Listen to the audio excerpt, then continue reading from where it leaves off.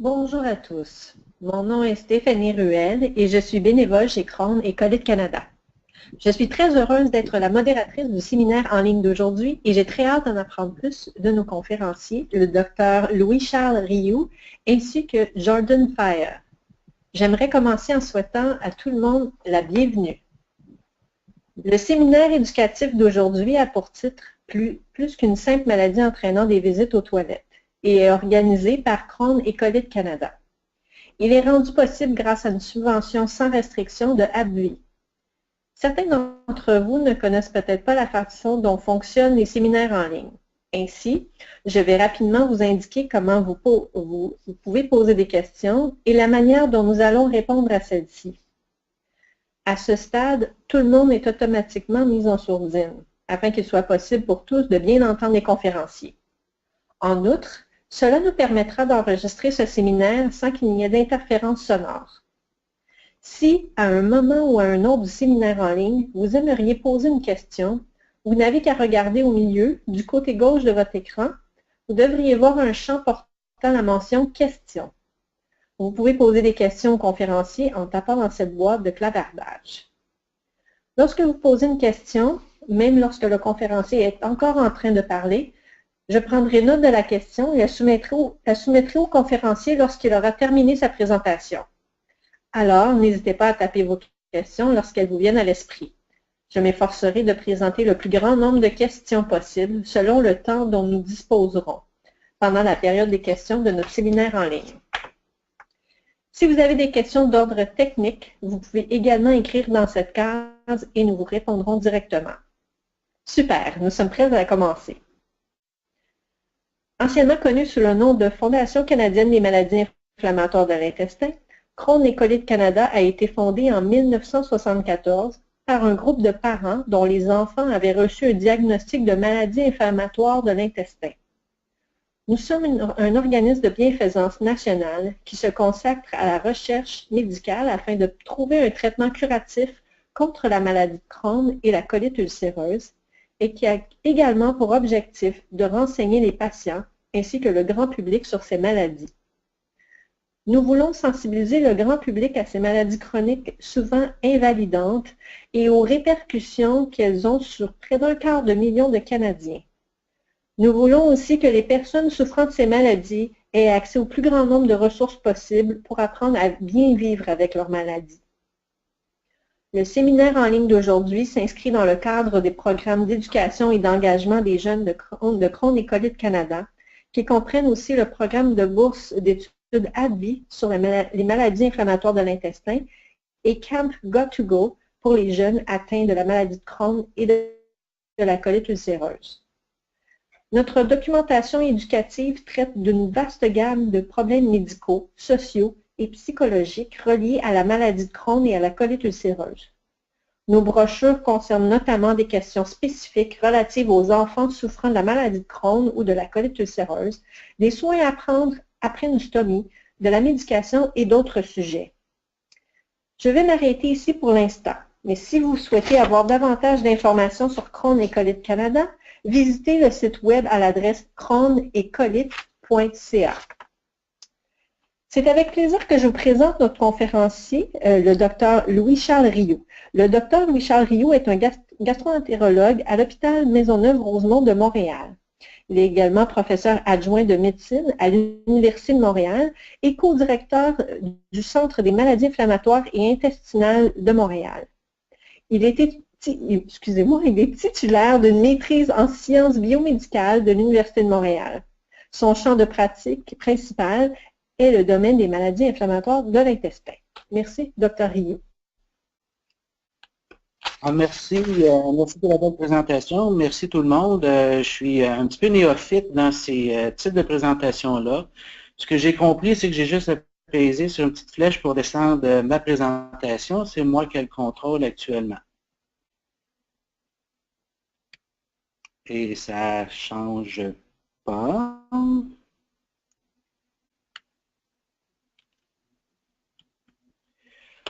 Alors, je suis co-directeur du Centre des maladies inflammatoires et intestinales de Montréal, qui est une petite clinique qui se voudra bientôt plus grande parce que l'on ne traite que des patients atteints de colite ulcéreuse et de Crohn. Donc, je suis avec le docteur Edmond-Jean Bernard de Montréal et je suis également gastro-entérologue à l'hôpital Maisonneuve-Rosemont. Je vais vous entretenir aujourd'hui des manifestations extra-digestives des maladies intestinales inflammatoires. Et comme on l'a dit plus tôt, ben, les maladies intestinales inflammatoires sont beaucoup plus que des maladies qui nous font juste faire courir aux toilettes. Et c'est souvent aussi plus que des manifestations qui sont strictement digestives. Alors, aujourd'hui, en 2016, l'objectif de la prise en charge des maladies inflammatoires de l'intestin, ça a changé beaucoup depuis 20 ans. Au début, on se contentait de quelqu'un qui allait un peu mieux et on est devenu plus exigeant et on exige aujourd'hui la disparition des symptômes gastro-intestinaux, ce qu'on appelle la rémission clinique. Mais on va un peu plus loin que ça, puis on parle aujourd'hui de guérison ou de rémission profonde, ce qui comprend entre autres la cicatrisation de la muqueuse.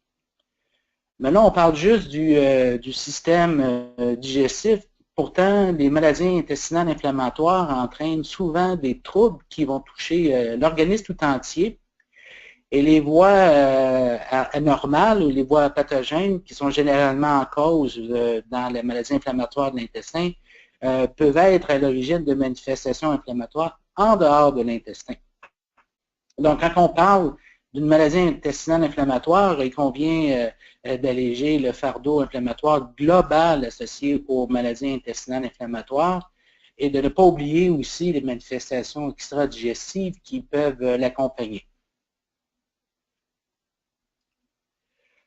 Alors, vous voyez les manifestations extra-intestinales qui sont signalées chez les patients atteints de maladies intestinales inflammatoires. Il y en a plus que beaucoup. J'ai souligné ce qui sera partie intégrante de ma présentation, mais vous voyez l'abondance des manifestations qu'on peut avoir. C'est rare qu'un individu les a toutes, mais il y en a certains qui peuvent avoir plusieurs organes de toucher. Les manifestations musculo-squelettiques sont fort probablement les plus répandues. On parle de l'arthrite périphérique, on parle aussi de la spondylite ankylosante et de la fameuse sacroiliite.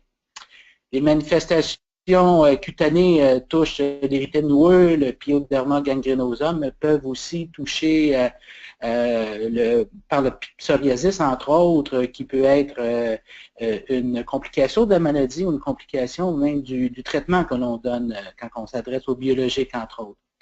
Les manifestations oculaires, quoique rares, sont très importantes parce qu'elles peuvent être dangereuses, elles peuvent entraîner des complications à ce niveau-là. Donc, on parlera uvéite, épisclérite et sclérite. Et les manifestations hépatiques, pour ne pas les négliger, en comprennent également beaucoup. Je parlerai un peu plus en détail de la cholangite sclérosante. Alors, comme vous voyez, le tableau clinique des maladies intestinales inflammatoires et de leurs manifestations extra-intestinales peut être immense. C'est un tableau un petit peu plus difficile à voir. En fait, ça répétait un peu ce que je viens de vous dire. Donc, les grandes complications aux manifestations extra-digestives, pour les énumérer encore, donc musculo-squelettique, cutanées, hépatobiliaire, oculaire et métabolique. En vrac, les manifestations extra-intestinales sont plus fréquentes dans la maladie de Crohn. Autre point important que je voulais souligner, c'est que la présence d'une maladie extra-intestinale augmente le risque de développer d'autres maladies extra-intestinales, qu'il y a à peu près un tiers des patients qui, dans sa vie de malade avec une maladie intestinale inflammatoire, va développer ce genre de manifestation extra-intestinale. Le quart de ces patients-là vont avoir un diagnostic de maladie extra-intestinale avant le diagnostic de maladie inflammatoire, donc pour une moyenne de 5 mois avant la maladie. Et la majorité des manifestations extra-intestinales vont apparaître après le diagnostic de maladie inflammatoire, souvent de façon très tardive après le diagnostic initial de la maladie comme telle. Donc, si on a une maladie ou une manifestation extra-intestinale isolée, ça doit mener à une investigation pour éliminer une maladie intestinale inflammatoire sous-jacente, comme ça peut être le cas, entre autres, pour la cholangite sclérosante. Chose intéressante aussi, c'est que les patients qui finissent par obtenir une guérison de leur muqueuse, comme je vous ai dit tout à l'heure, la guérison profonde, alors sous anti-TNF, ont 11 fois moins de risques de développer une maladie extra-intestinale, une manifestation extra-intestinale. Alors, vous voyez comment tout se tient. Alors, pourquoi on a une maladie intestinale et qu'on peut avoir des maladies associées ou des manifestations associées au niveau des arthrites, au niveau des yeux, au niveau de la peau? C'est que la muqueuse enflammée peut entraîner une réaction immunitaire à distance à cause d'antigènes qu'elle va partager avec l'organe en question, l'organe extra-digestif. Et puis, cette réaction croisée-là, elle peut être encouragée par certains facteurs génétiques. Je prendrai juste, entre autres, la prédominance du HLA-B27 chez les patients qui souffrent de spondylite ankylosante. Les manifestations extra-intestinales fréquentes, je vais commencer par la plus fréquente, c'est les arthrites. Donc, c'est la manifestation extra-intestinale la plus fréquente. Donc, en moyenne, 9 à 53% des patients avec maladie inflammatoire vont s'en plaindre. Alors, on va parler de l'arthrite, qu'on va appeler sous un dénominateur de spondylarthropathie séronégative, parce qu'elle soit négative pour d'autres types d'arthrite, entre autres l'arthrite rhumatoïde. Les gens qui vont avoir ce type d'arthrite-là vont avoir une maladie surtout au niveau du côlon, beaucoup plus que ceux qui souffrent de leur maladie au niveau de l'intestin grêle. Et la maladie de Crohn est le plus souvent retrouvée chez ces gens-là qui présentent de l'arthrite, beaucoup plus que la colite ulcéreuse. Et cette colite ulcéreuse-là, ça va être plus important chez ceux qui vont souffrir d'une colite qui touche tout le côlon que ceux qui vont avoir une colite gauche seulement.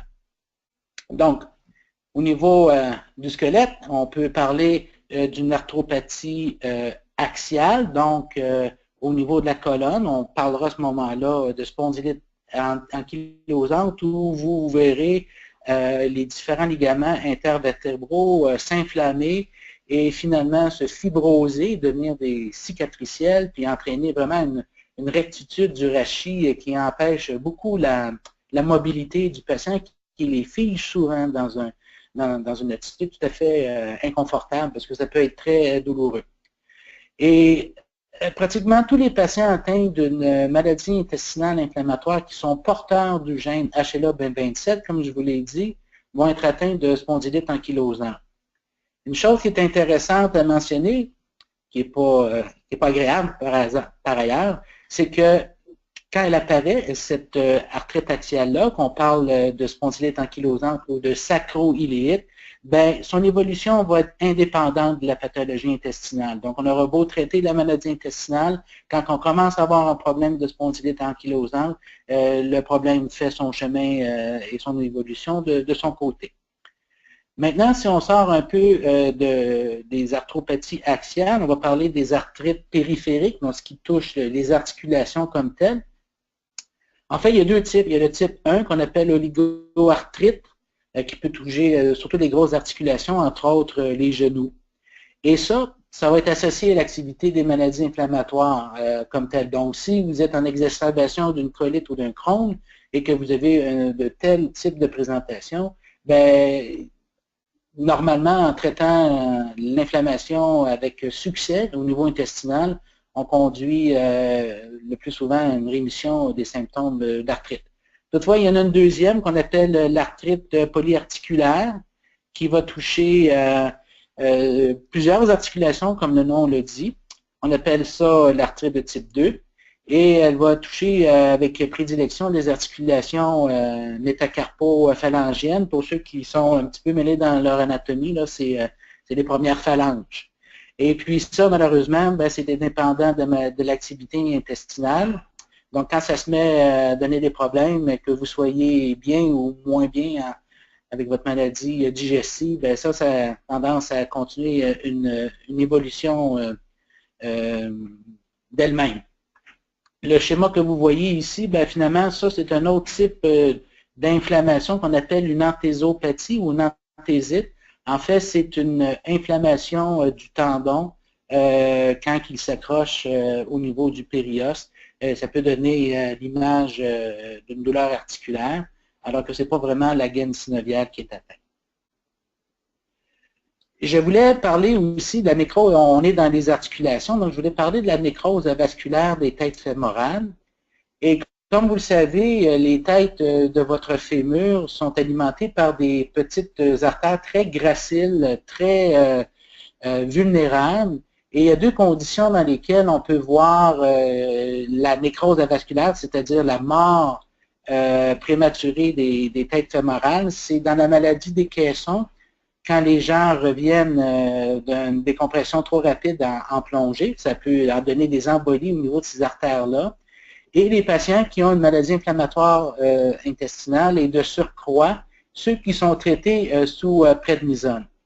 Donc, c'est des complications très rares, mais tout patient qui est mis sous prednisone, que ce soit pour une ou l'autre des maladies, doit être informé de cette possibilité-là. C'est un point légal, et puis le médecin qui omet de le dire ou de le décrire commet une faute. Alors, dans ma carrière, moi, j'en ai vu deux. Ça fait deux décennies que je pratique. J'en ai vu que deux, mais chacun des patients qui ont souffert de nécrose vasculaire a dû avoir des remplacements de hanches, et ça devient une complication assez morbide.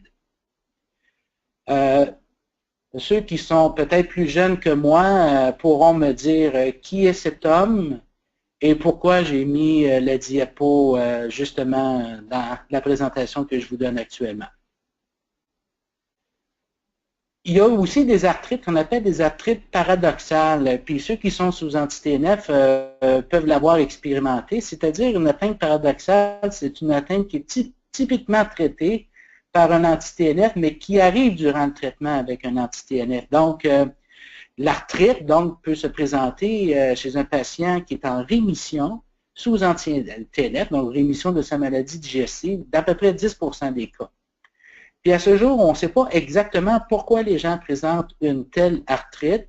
Est-ce que c'est une maladie une manifestation extra-intestinale qui est démasquée, ou c'est un effet secondaire du traitement qui est indépendant de la maladie? Je parle brièvement aussi des manifestations dermatologiques. Donc, 2 à 34% des patients qui présentent une maladie intestinale inflammatoire peut présenter des manifestations de type dermatologique. Puis les plus fréquentes, on appelle ça les lésions réactionnelles, c'est l'érythème noueux que vous voyez ici, là, qui sont des lésions nodulaires, violacées, très douloureuses, souvent à la surface des tibias. Vous avez également des manifestations un peu plus spectaculaires comme le pyoderma gangrenosum. C'est un grand mot pour parler d'un ulcère qui va rapidement s'étaler et s'attaquer au tissu sous-cutané. Donc, c'est très morbide comme situation.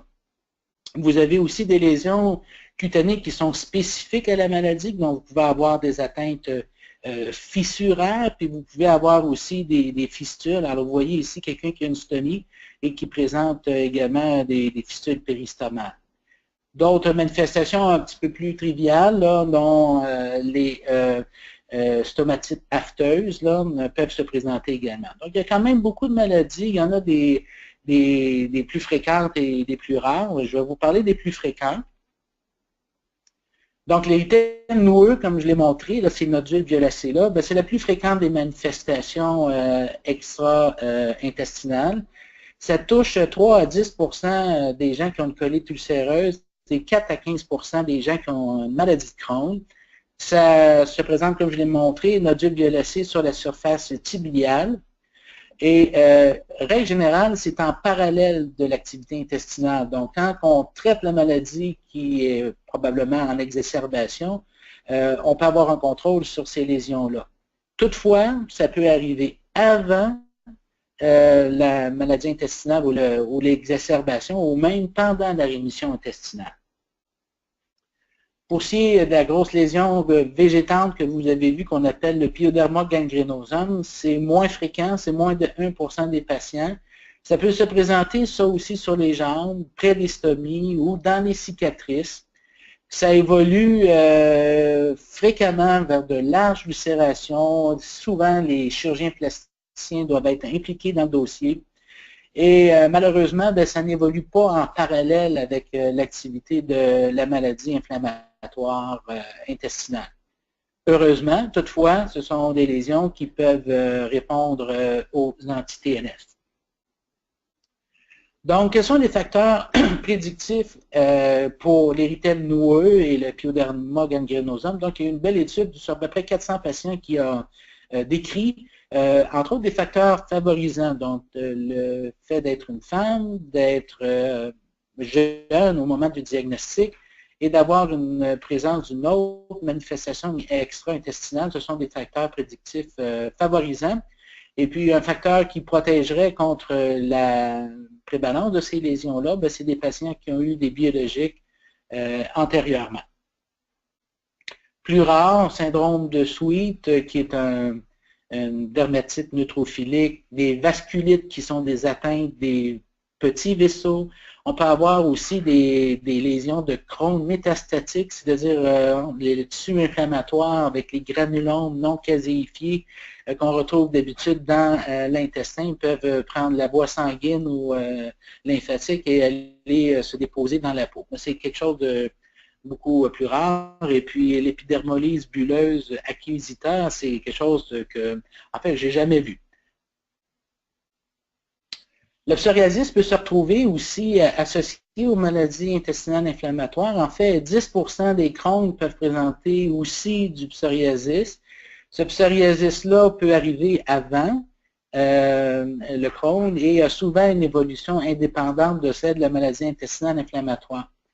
Et je dois mentionner aussi qu'on peut avoir un psoriasis qui est déclaré ou qui est induit par un anti-TNF. On ne sait pas exactement pourquoi. Probablement que l'anti-TNF interfère avec ce qu'on appelle l'interféron gamma, qui contrôle la prolifération des cellules de la peau. Et probablement par cette interférence-là, on peut provoquer un psoriasis qui a la particularité d'être un psoriasis qui touche la paume des mains, la plante des pieds, qui est souvent de type pustuleux, qui est vraiment des fois difficile à traiter. Et c'est un effet de classe. Donc, c'est tous les anti-TNF. S'il y en a un là-dedans qui a donné le problème, comme, je ne sais pas, l'infliximab, il y a des risques que si on reprend un autre anti-TNF, comme l'adalimumab, qu'on ait à peu près le même problème. Le cancer de la peau, je pense qu'il faut le mentionner aussi. Donc, en tout et partout, seulement avec la maladie intestinale inflammatoire, il semblerait y avoir un risque de mélanome un peu plus grand que la normale, donc avec un facteur de risque de 1,37. Si 1 est un risque normal, vous avez 37% plus de chances de développer un mélanome. C'est pour ça que c'est important que les patients qui sont atteints de maladies inflammatoires puissent bénéficier d'un examen dermatologique à toutes les années. Et ce risque de mélanome-là, même s'il est peu élevé, il est là quand même et son risque est indépendant de l'utilisation d'anti-TNF. Toutefois, quand on regarde tous les cancers de peau, on parle aussi des cancers de peau qui sont non mélanosiques, on parle des cancers basocellulaires, des spinocellulaires. Là, la littérature est un petit peu plus moins difficile à discerner ou un petit peu plus... elle est moins claire, en fait, sur les risques. Ce qu'on sait, par exemple, c'est que les thiopurines de type pyridoxal et Imuran, c'est probablement ça qui contamine beaucoup les données. Et c'est probablement ce médicament-là ou ces médicaments-là qui sont les plus les plus impliqués, les plus souvent impliqués dans les cancers de type non mélanosé. Alors, vous voyez tous les tableaux de manifestations cutanées possibles. Certains ont peut-être connu les injections, les réactions au site d'injection, comme c'est pour les produits sous-cutanés. D'autres ont peut-être fait des réactions infusionnelles ou perfusionnelles, hein, des raches cutanées lors de l'infusion d'infliximab. Il peut y avoir des complications infectieuses comme des cellulites, des abcès, ça peut arriver ça aussi. Je vous ai parlé du psoriasis. On peut développer également un lupus cutané, qui est une maladie systémique. Alors, bon, c'est pas pour vous faire peur, mais ce sont des choses qui peuvent être retrouvées chez les patients qui sont atteints de maladies inflammatoires de l'intestin. Je vais parler aussi des manifestations oculaires. Je vais essayer d'être le plus graphique possible. Voici un œil, votre œil, mon œil aussi. Alors, il y a la conjonctive qui est la couche vraiment superficielle. Et ensuite de ça, on a la sclère. Par-dessus la sclère, on a l'épisclère. Et en bas de tout ça ici, on a ce qu'on appelle tout le tissu vasculaire de l'œil qu'on appelle la choroïde. Et puis, tout à l'intérieur, ben, vous avez excusez, la rétine. Et puis, ces différents éléments-là peuvent être touchés dans des manifestations extra-intestinales. Alors, on peut avoir l'épisclérite, qui est l'inflammation de l'épisclère, qui est la couche de vaisseau qui est située à la surface de la sclère, qui est sous la conjonctive, puis elle peut se présenter par une rougeur, qui est souvent très limitée, et le plus souvent unilatérale. Il n'y a pas beaucoup d'enflure de la conjonctive elle-même, et ce n'est pas quelque chose qui est vraiment dangereux, mais seul un ophtalmologiste aguerri peut vous mettre sur le bon diagnostic. La sclérite, là, qui est vraiment le tissu de la couche en dessous, ça c'est une inflammation de la sclère elle-même, puis ça peut être sévère si ce n'est pas traité. Ça peut entraîner un amincissement de la sclère et même une perforation oculaire. Et dans la partie un peu plus interne, un peu plus vascularisée, ben, on a l'UV. Et l'UV, ben, c'est la tunique vasculaire qui comprend la choroïde, le corps ciliaire et l'iris. Quand on a une uvéite, ça peut être sérieux aussi. Alors, c'est un petit schéma pour vous montrer que l'UV comprend la choroïde, qui est toute la mince couche vasculaire, très vascularisée de l'œil, comprend également l'iris et le corps ciliaire. Alors, vous voyez ici un peu ce que c'est le syndrome de l'œil rouge. Même moi, qui ai vu beaucoup d'œil rouge, je ne suis pas toujours capable de l'identifier, mais quand j'en vois un qui a des douleurs et qui a une photophobie et qui a une vision floue, je l'envoie en urgence en ophtalmo. Donc, c'est des manifestations qui sont quand même relativement rares. Ça se retrouve dans la colite ou l'iléocolite beaucoup plus que des maladies touchant seulement le grain. L'épisclérite, je vous en ai parlé, c'est la photo qu'on peut voir ici. Donc, c'est une évolution, elle, l'épisclérite, est moins dangereuse, puis elle a une évolution parallèle à celle des maladies inflammatoires. Et ça compte pour à peu près 2 à 5% des cas de manifestations oculaires. C'est pas dangereux, mais encore faut-il, faut la différencier. La sclérite, ben, c'est dangereux, c'est douloureux, puis c'est pas parallèle au traitement ou à la manifestation intestinale comme telle. Ça nécessite souvent la prise de stéroïdes à action générale et même d'immunosuppresseurs. Et vous avez ici uvéite. C'est souvent accompagné ça, de manifestations extra-intestinales, articulaires et dermatologiques.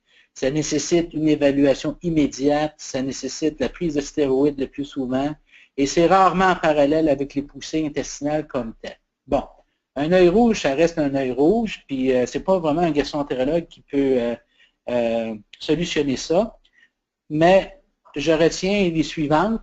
Se souvenir que l'œil rouge peut demander une action urgente si la vision est diminuée, si on a une impression de corps étranger qui empêche de garder les paupières ouvertes, ça c'est les kératites, ça peut être une atteinte de la cornée. Si la pupille est fixe à l'examen puis qu'il n'y a pas de réaction à la lumière, ça peut être un glaucome. Hein, on l'a fermé, on n'en a pas parlé, mais ça peut accompagner les maladies inflammatoires. Et que tout œil rouge, finalement, demande une évaluation urgente. Et si vous êtes dans le doute, consultez. Si c'est juste une conjonctivite, ça soit juste ça, mais si c'est plus grave, que quelqu'un pourra vous prendre en charge. Je répète encore un peu la même chose. Uveites avec douleur oculaire, sclérite avec douleur oculaire, c'est souvent intense, et l'épisclérite qui est plus bénigne, qui se caractérise surtout par des sensations de brûlure, de démangeaison. Les deux premières ne sont pas associées à la maladie inflammatoire, tandis que l'épisclérite, elle, oui, il y a un lien étroit avec les poussées de la maladie plus fréquentes en présence de maladie de Crohn.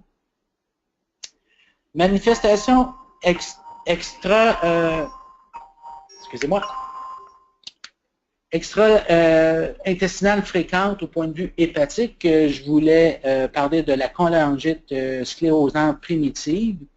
Alors ça, c'est une atteinte des vaisseaux, des canaux biliaires, je devrais dire.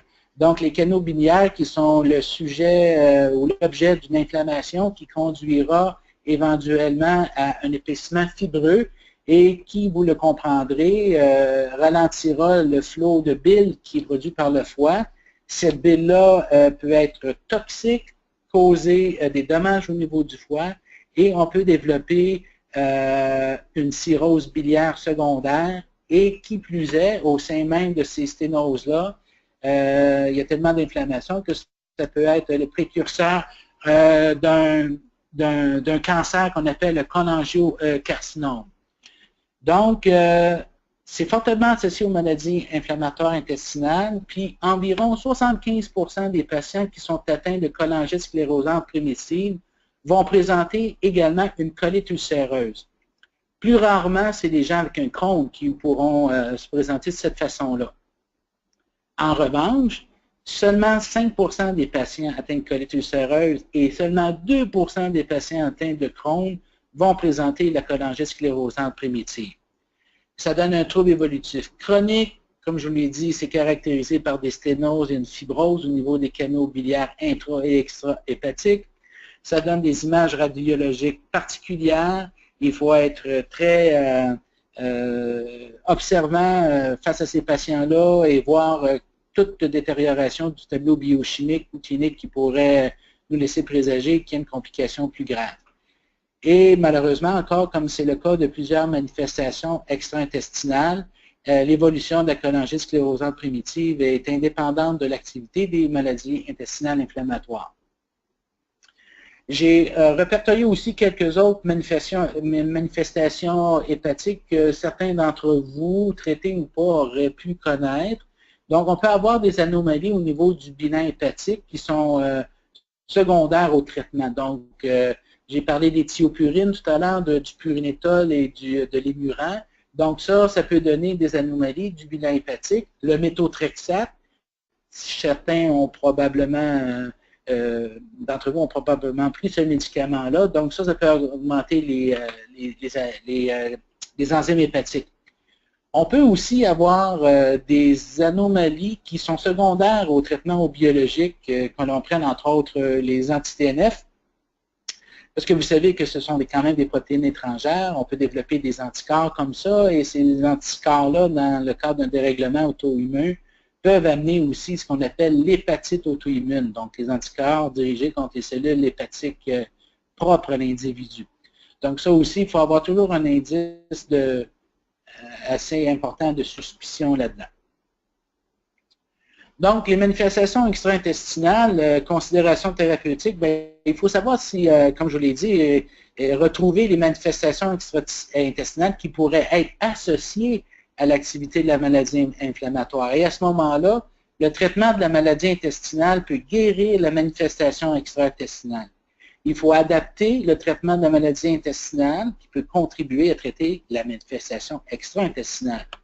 Ou la manifestation extra-intestinale requiert-elle un traitement spécifique ou le traitement va-t-il en modifier l'évolution spontanée ou en prendre en charge les symptômes. Donc, On prend comme exemple les quelques manifestations oculaires que je vous ai citées, et également, entre autres, un exemple de ça, c'est la spondylite ankylosante.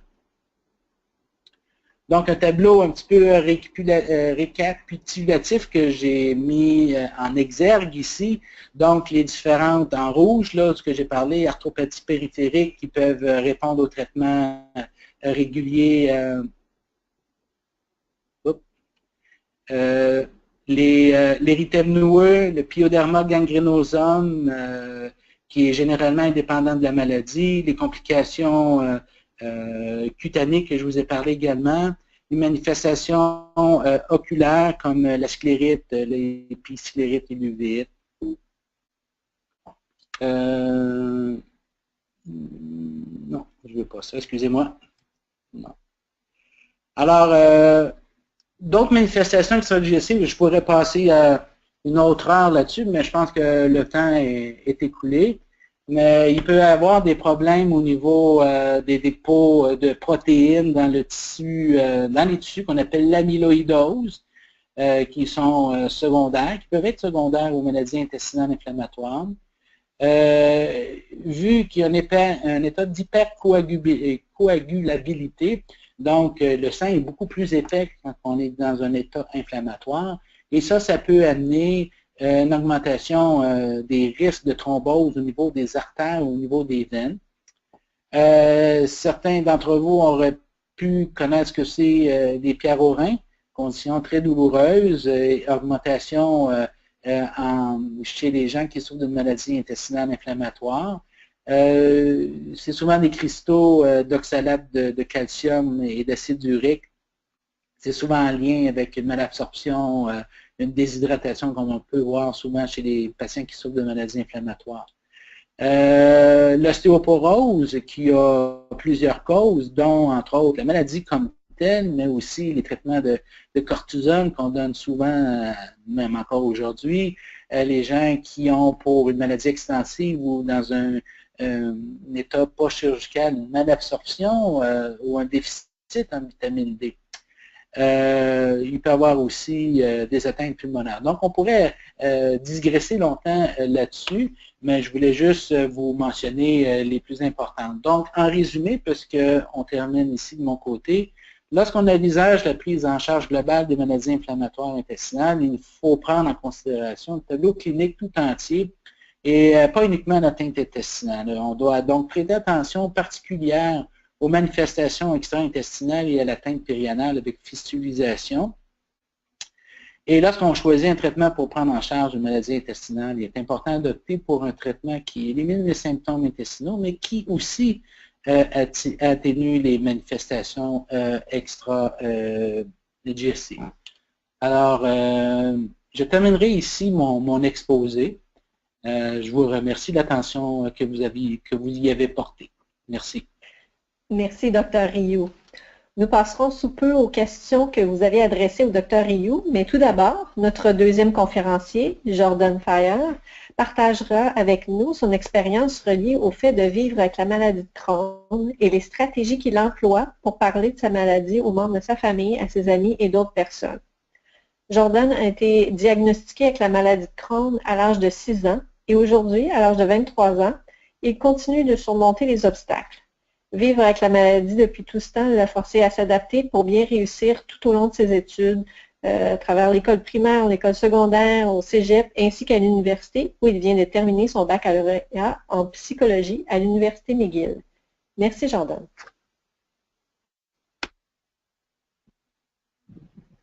Merci, bonjour. Je crois que vous m'entendez.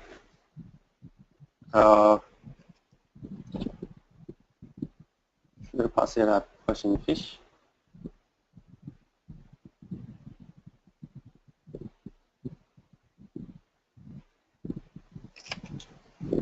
Je suis ici pour parler de mes expériences avec certains des problèmes mentionnés autour de la maladie de Crohn, ainsi que d'autres dont j'ai eu à vivre avec pendant les 17 dernières années depuis l'âge de 6 ans quand j'ai été diagnostiqué avec cette maladie.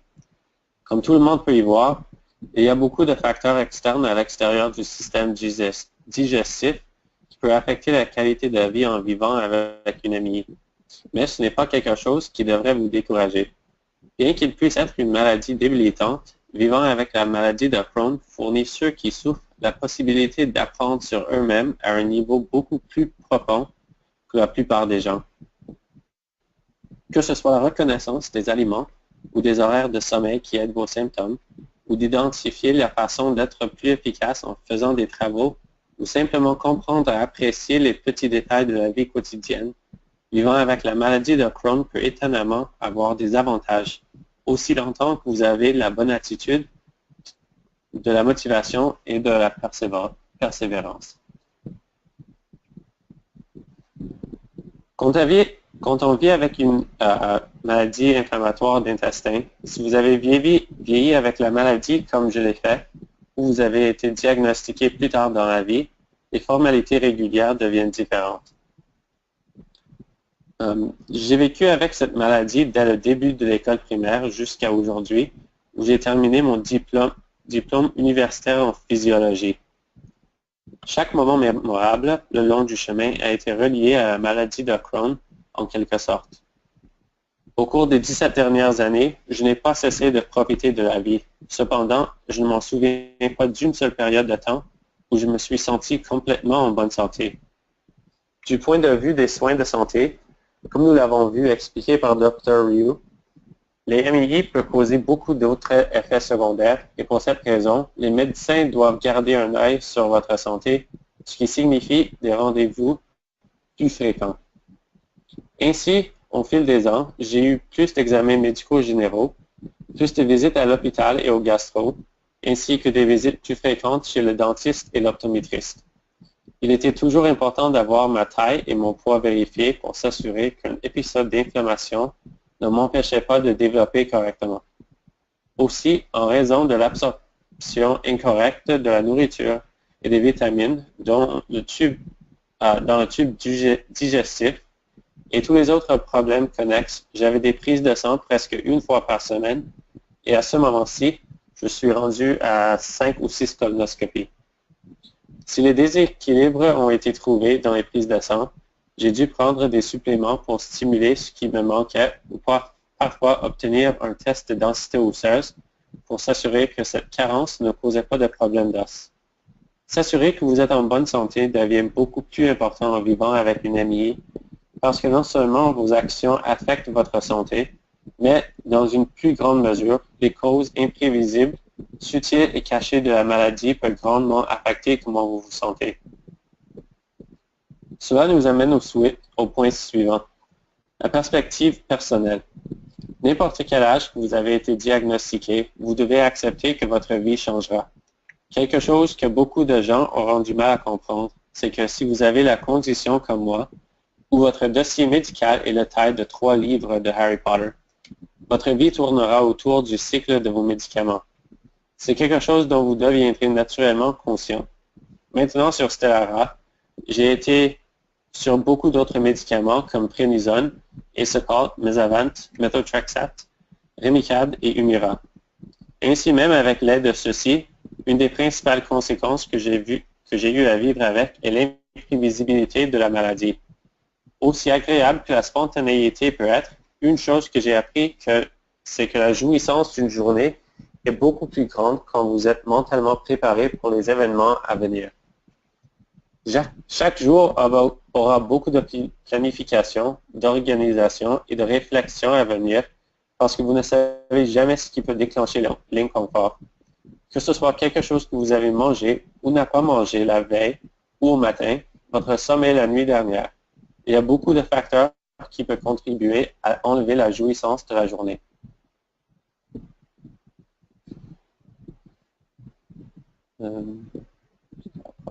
Prochaine fiche.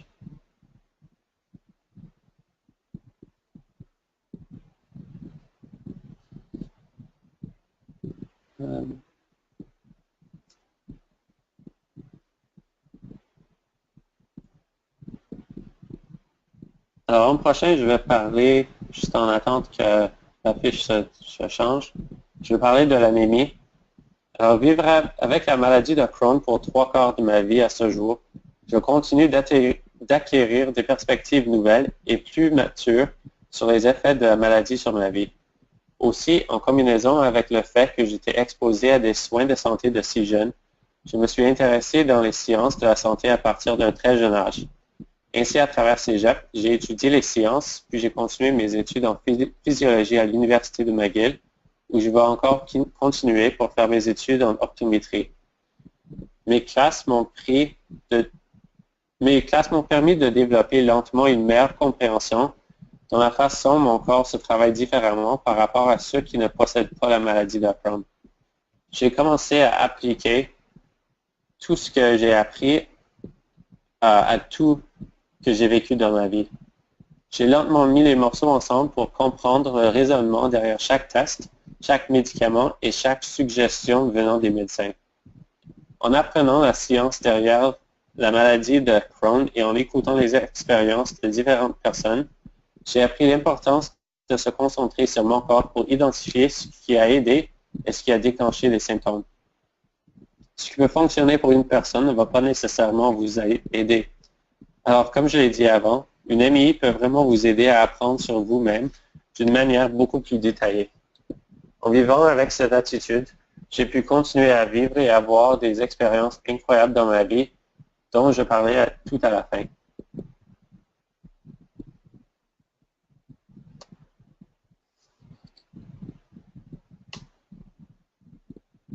Ça ne continue pas de changer d'affiche.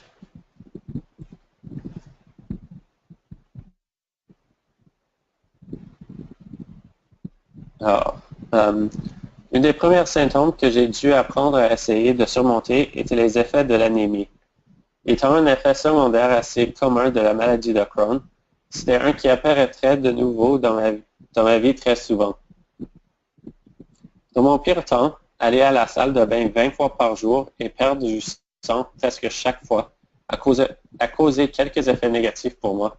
Et cela m'a beaucoup affecté dans mes études et dans mon comportement et mon préparation quand je jouais au hockey. J'ai été souvent mis sur des suppléments de fer pour contrer cet effet, qui est fortement encouragé à prendre avec la vitamine C pour aider l'absorption. Cela a parfois aidé dans une certaine mesure, tandis que d'autres fois, il a aggravé mes symptômes. À cause de l'anémie, j'ai eu peu de motivation pour que je me sentais souvent somnolent, léthargique, et je ne pouvais pas effectuer physiquement dans le sport au meilleur de mes capacités. Je devenais souvent pâle, et c'était toujours une bonne indication de la façon dont l'anémie m'affectait. Autant difficile qu'il était des fois, surtout parce que les effets secondaires m'ont donné toute raison de ne pas continuer, le hockey était ma motivation de continuer à surmonter ces obstacles. Depuis l'âge de 5 ans, je joue au hockey avec une grande passion, et au long de plusieurs de ces années, j'ai été nommé capitaine ou capitaine adjoint. Essayer de jouer à un haut niveau de hockey devenait de plus en plus difficile, soit un essai pour prouver que j'ai eu l'habileté de faire partie de l'équipe, ou pendant la saison pour rester au rythme du niveau du hockey. J'ai toujours été persévérant, ce qui m'a toujours poussé à être meilleur et à développer tout aspect de mon jeu. Mais à cause de la maladie de Crohn et de l'anémie, cela semblait souvent être un montagne d'un obstacle. À ce jour, le hockey m'a donné raison pour rester en bonne santé. L'exercice physique sur glace et hors glace était de bons indicateurs pour voir si je restais en bonne forme physique et si j'avais de la progression. Cela m'a beaucoup aidé à faire très bien à l'école aussi, comme j'ai développé une bonne éthique de travail pour surmonter la fatigue et la léthargie. Voilà, juste ma prochaine fiche. Comme l'anémie peut causer, surmonter le sentiment de fatigue causé par l'anémie n'était pas la plus facile à maintes reprises. Même quand je n'étais pas anémique, la fatigue était un problème commun auquel je devais faire face. Autant que j'ai essayé d'utiliser le hockey comme une motivation, j'avais besoin souvent de plus, juste pour surmonter ces effets. La fatigue vient en vagues, soit quand vous y attendez le moins, soit quand vous le voulez le moins être présent. Il est souvent difficile d'avoir le désir de faire quoi que ce soit ou de commencer quelque chose, surtout quand vous savez qu'il va exiger de l'effort. ce qui conduit à vous sentir souvent très démotivé. Il peut devenir frustrant non seulement pour vous, mais pour les amis et la famille ainsi. Il est difficile pour les autres de comprendre cela, surtout quand il semble que les autres symptômes ne sont pas évidents. Lorsque ce moment vient, vous devez commencer à comprendre ce qui peut vous aider à le surmonter pour vivre régulièrement encore. Non seulement j'avais le hockey, mais je devais aussi essayer de maintenir un bon horaire de sommeil pour obtenir une bonne nuit de repos. J'ai noté aussi les moments de la journée où je commençais à me sentir fatigué. Je devais souvent prendre une petite repos dès que je suis rentré chez moi après l'école pour que je puisse faire mes travaux scolaires efficacement.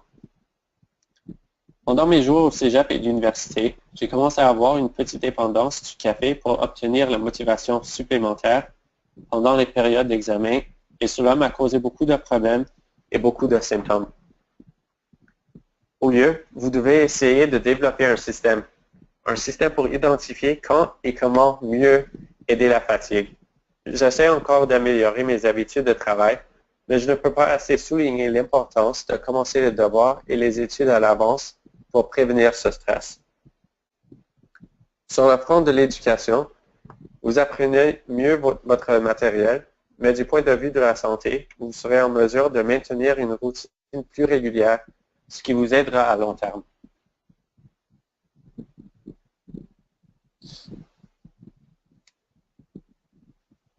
La prochaine fiche. Lorsque vous vivez avec la maladie de Crohn, non seulement vous êtes généralement plus susceptible de tomber malade, mais il y a une chance qu'il se développe en quelque chose de pire, où votre corps a du mal à s'en débarrasser. Au cours des 12 dernières années, j'ai été sur Remicade, Humira et Stelara, qui sont tous connus pour abaisser votre système immunitaire, réduisant ainsi la capacité de mon corps à battre l'infection. Un autre symptôme que j'obtiens fréquemment est le psoriasis. Typiquement, dans les périodes où j'ai eu beaucoup d'inflammation de mes intestins, le psoriasis apparaîtrait. J'ai eu quelques graves conditions dans le passé, s'étendant de mes genoux à mon cou à mes oreilles. C'est quelque chose au fil du temps. Lorsque dans une zone visible, ça devient un peu embarrassant et souvent difficile de cacher. Il est donc quelque chose que vous devriez vérifier avec le médecin dès que vous le remarquez. C'est une condition qui se trouve souvent avec les maladies inflammatoires d'intestin et est souvent difficile à éviter. Donc, c'est une raison supplémentaire pour essayer de rester aussi sain que possible pour éviter l'inflammation supplémentaire à d'autres points de votre corps.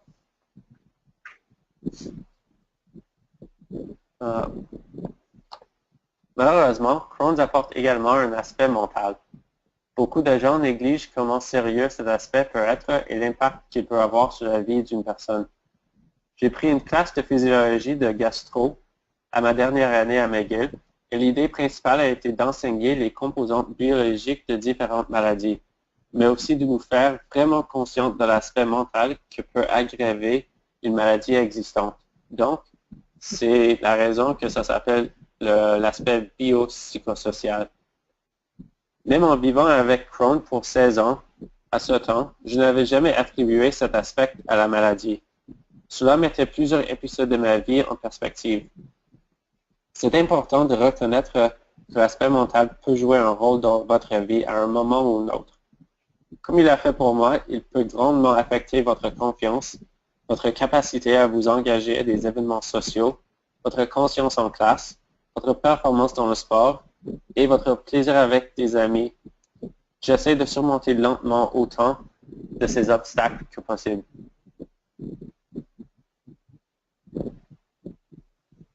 Une chose que j'ai toujours essayé de faire, c'est de ne pas laisser ma maladie devenir une excuse.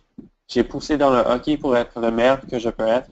J'ai évité de l'utiliser pour obtenir des prolongements sur les travaux scolaires et je ne l'ai jamais utilisé pour éviter mon emploi.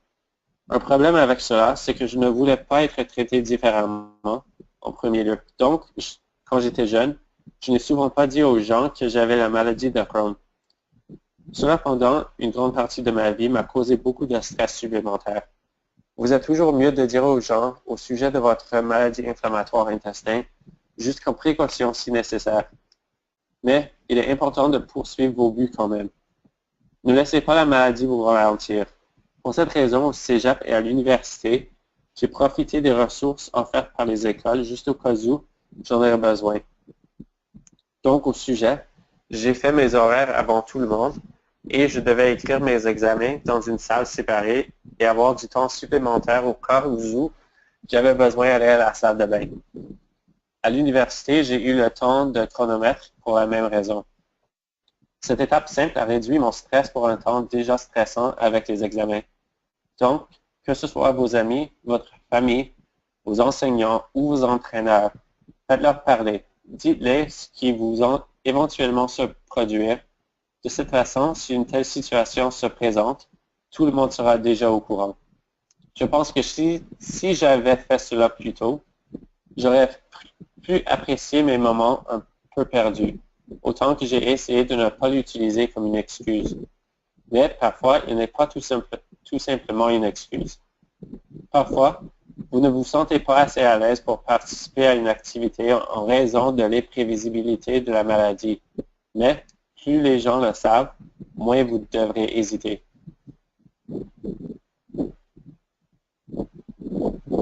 Alors pour terminer, je voulais vous dire que la maladie de Crohn ne doit pas être débilitante. Avec un bon groupe de support, avec de la motivation et un désir pour améliorer, il est possible de profiter de nombreux aspects de la vie. Pour moi, pendant les années, avec le support de tout le monde dans ma vie, j'ai essayé constamment de surmonter ces facteurs et à cause de là, j'ai été en assez bonne santé et j'avais la confiance pour participer en janvier 2016 à la programme universitaire d'échanges internationaux, une opportunité qui a bien changé ma vie. J'ai voyagé jusqu'à Melbourne en Australie, où j'habitais et où j'ai fait mes études pour 7 mois. De là, j'ai continué mes voyages et je me suis rendu en Nouvelle-Zélande, Fidji et partout au long de l'Est de l'Australie. Cette expérience a bien changé mon attitude envers la vie en total. Toutes les difficultés, tout ce que j'avais besoin à surmonter était vraiment la peine. Il fallait appliquer tout ce que j'ai appris de mon dossier de Crohn's et parce que j'ai pris le temps de mieux comprendre mes symptômes, soit de fatigue ou psychologique, et de les améliorer, je viens d'avoir le meilleur moment de ma vie dans un pays qui est de l'autre côté du monde. Je ne pensais pas que je serais capable de faire quelque chose comme ça. Cette expérience m'a changé comme une personne et ayant la possibilité d'une telle expérience valait toutes les difficultés le long du chemin. Alors, cela se termine mon partie de cet webinaire et je vous remercie de votre écoute et de m'avoir ici pour vous parler. Merci beaucoup, Jordan. Et je veux m'excuser, lors de ma présentation, j'ai dit que vous terminiez votre baccalauréat en psychologie, mais c'est en physiologie. Bon, aussi, j'ai la maladie de Crohn, j'ai dû avoir les yeux affectés quand j'ai vu la petite présentation. Merci beaucoup. Maintenant, allons-y avec la période des questions. Nous sommes prêts à répondre à vos questions que vous désirez poser à nos deux conférenciers. Tout d'abord, j'ai une première question pour le docteur Rioux. C'est de la part de Christine Trudel qui vous dit « Merci, super docteur », un petit commentaire en passant. Comment savons-nous que nous avons le gène HLA-B27? L'avons-nous d'emblée si nous avons la maladie de Crohn?